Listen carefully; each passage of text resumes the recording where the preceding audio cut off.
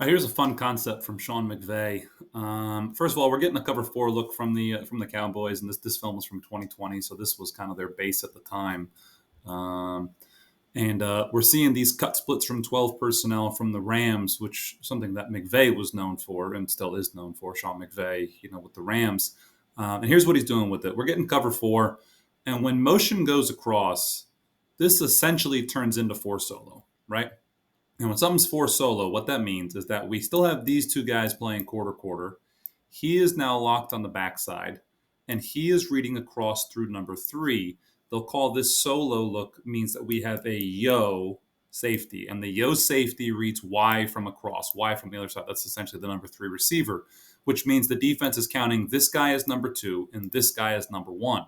Now, something that the Rams do a lot is they bring number one all the way across, and they take advantage of this cut split, this nasty split, to allow the receivers to be the guy that come underneath, even though most commonly that's a tight end or a fullback who flushes underneath.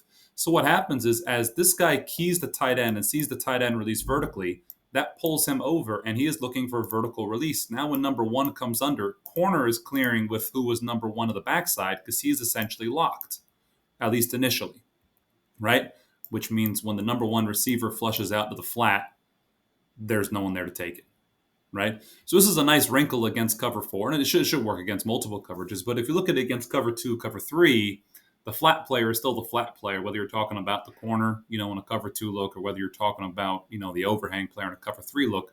There is someone theoretically responsible.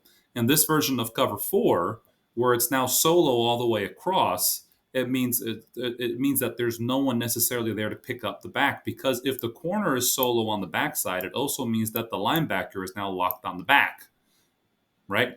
So now you've got him reading through the tight end, you've got him reading through the back, you've got him reading through the tight end, and you've got no eyes on that number one receiver coming all the way across. So great little rule breaker and wrinkle, and it's definitely one of the reasons why if you're a team that plays this, a lot of cover four teams, you've got to come up with creative ways to kind of break the rules, because it's such a communication and rule based defense, especially the read and lock and match variations of cover four.